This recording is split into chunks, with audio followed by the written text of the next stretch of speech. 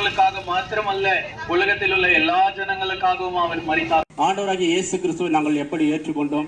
அவரை ஏற்றுக்கொண்ட பிறகு எங்களுடைய வாழ்க்கையிலே நடந்த எல்லா விதமான நன்மையான காரியங்களை அநேகருக்கு அநேக இடங்களிலே சென்று நாங்கள் சொல்வது வழக்கம். இந்த நாளிலே தேவன் எங்களை உங்கள் மத்தியிலே கொண்டு வந்திருக்கிறார். நீங்கள் பாக்கியவான்கள்.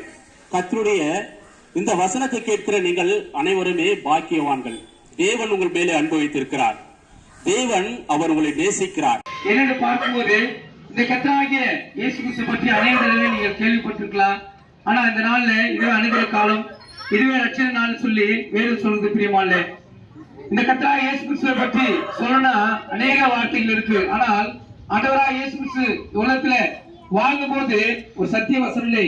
உலகத்திலே பிறந்த ஒவ்வொருவரும் கேட்கும்படி ஆண்டவராகிய இயேசு கிறிஸ்து சொன்ன வார்த்தை இருக்கு பிரியமானே. தேவன் தம்முடைய ஒரே பேரான குமாரனை கர்த்தராகிய இயேசு கிறிஸ்துவை விசுவாசிக்கிறான் எவனோ அவன் கெட்டு போகாமல் நித்திய ஜீவனை அடையும்படி கர்த்தராகிய இயேசு கிறிஸ்து தந்தருளி இவ்வளவாய் உலகத்திலே அன்பு கூர்ந்தார்.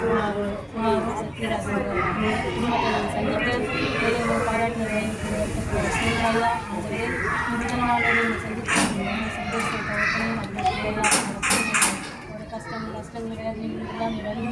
எல்லாத்தையும் நீக்கி பொதுவான தேவையாக இருந்து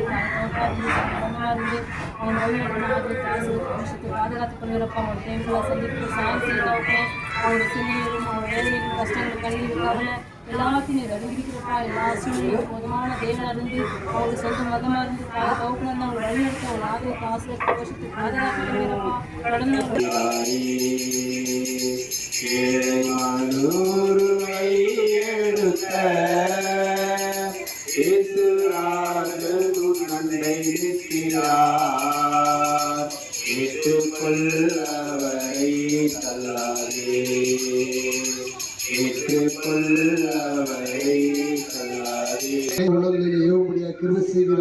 சாட்சியை காத்துக்கொள்ளும். இயேசு கிறிஸ்துவினாலே சத்தியம் அந்தகாரக்கிரியின் இஸ்ரவேலனாகிய இயேசு கிறிஸ்துவினாலே கடிதம் அப்புறப்படுத்துவதாய் கிறிஸ்து ஸ்தோத்திரத்தோடு கேட்டுக்கொள்ளும் பகவானே.